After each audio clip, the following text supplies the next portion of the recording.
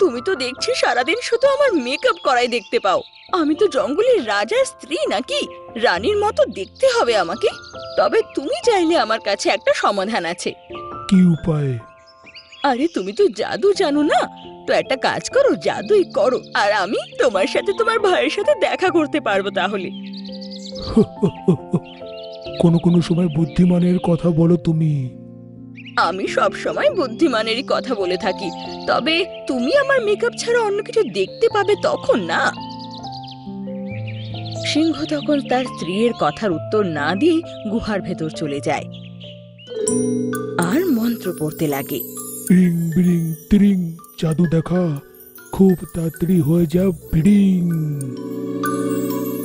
সিংহ এটা বলেছিল যে ওর গুহার ভেতর লাল রঙের ধুয়ো ছড়িয়ে যায় চারিদিকে, আর সেই ধুয়োর ভেতর থেকে একটা মহিলা বাইরে বেরিয়ে আসে।